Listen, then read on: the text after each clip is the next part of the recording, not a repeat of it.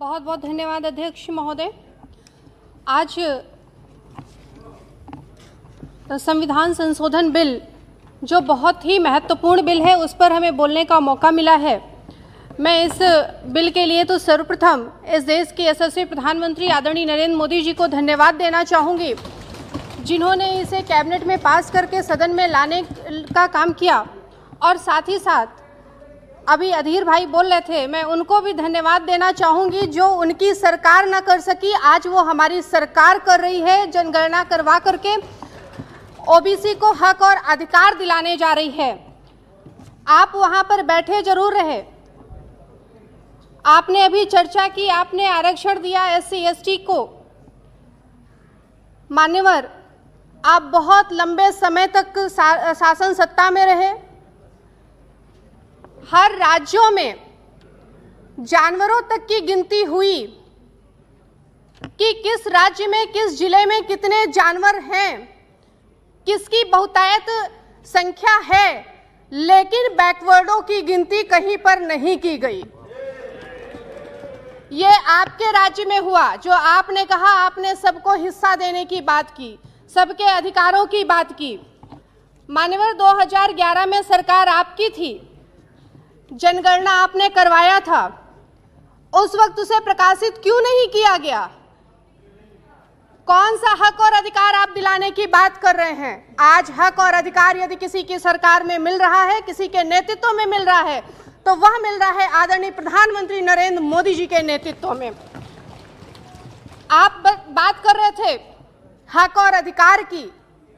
अभी NEET, UG और PG को आदरणीय प्रधानमंत्री जी ने मान्यता दी है, आरक्षण दिया है 27% ओबीसी को, 10% स्वर्णों को जो आर्थिक रूप से कमजोर हैं। आपने क्या किया था? 2010 में नीट लाया था। नीट किससे मिलता जुलता है? एनसीईआरटी से मिलता हुआ सिलेबस है। गांव देहात गरीब तबके का व्यक्ति एनसीईआरटी की किताबें नहीं पढ़ता है। मान्यवर, आपने आरक्षण को खत्म करने की शुरुआत तो 2010 में कर दी थी। महोदय, जनता के हक और अधिकार की यदि बात की गई होती तो आज जनता अपना हक और अधिकार पाने के लिए आपको सत्ता से बाहर नहीं करती। आज आप सत्ता से बाहर हैं तो उसका मुख्य कारण जनता और जनता के हकों और अधिकारों का हनन करना है। तमाम घोटालों के साथ साथ दलितों, पिछड़ों, शोषितों, मजलूमों के हिस्से और अधिकारों का भी आपने घोटाला किया, उनको भी आप खा गए हैं। मान्यवर, जनगणना की रिपोर्ट सभी जाति की संख्या, उसकी शैक्षणिक और आर्थिक हालात पर होती रही है। शुरुआत 1881 में हुई थी, लेकिन उस समय फोकस जाति पर नहीं बल्कि शिक्षा, रोजगार, मातृभाषा के सवाल पर करता था। देश में आखिरी बार जाति आधारित जनगणना 1931 में हुई थी। उस समय पाकिस्तान, बांग्लादेश भी भारत का हिस्सा था। तब देश की आबादी 30 करोड़ के करीब थी। अब तक उसी आधार पर यह अनुमान लगाया जा रहा है कि देश की किस जाति में कितने लोग हैं। हालांकि भारत की आज़ादी से पहले 1941 तक जातियों की गिनती हुई है, लेकिन दूसरे विश्व युद्ध के कारण आंकड़ों को संकलित नहीं किया जा सका। आज़ादी के बाद सरकार ने जातिगत जनगणना को नहीं कराने का फैसला लिया था। आज़ादी के बाद सरकार किसकी बनी थी? आज़ादी के बाद सरकार किसकी बनी थी, ये भी सवाल उठता है। सरकार में आप थे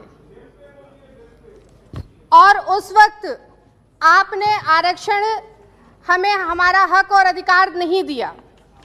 आज निश्चित तौर पर आदरणीय प्रधानमंत्री जी ने जो जात आधारित जनगणना राज्यों को हक देने का काम किया है, निश्चित तौर पर हम पिछड़े वर्ग के लोग, हमारी जाति के लोग, वर्ग के लोग, समाज के लोग सिर्फ चुनाव के समय में फोकस जरूर होते रहे हैं।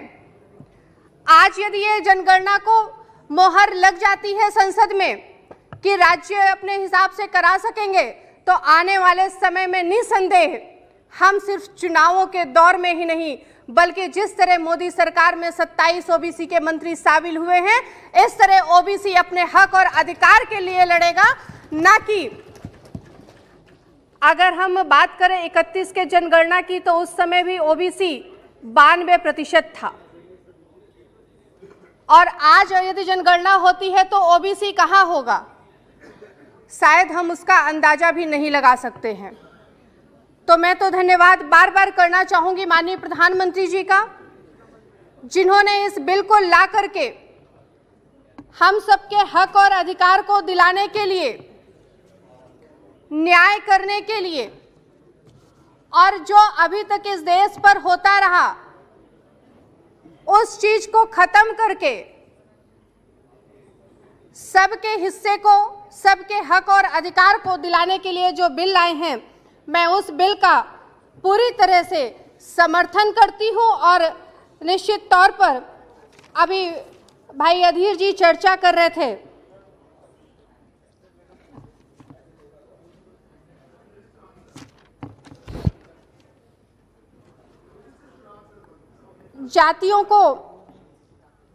जातियां आरक्षण खो देंगी।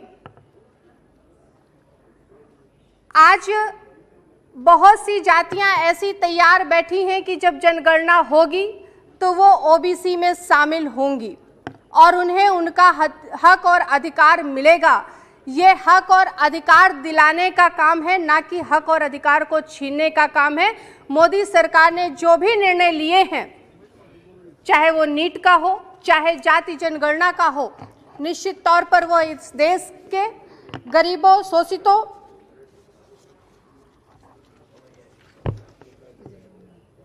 मजलूमों के हक और अधिकार के लिए लाया गया है। मैं इस बिल का पूरी तरह से समर्थन करती हूं और आप लोगों को भी धन्यवाद करती हूं जिन्होंने इस बिल के समर्थन में आज संसद को चलने दिया। बहुत बहुत धन्यवाद।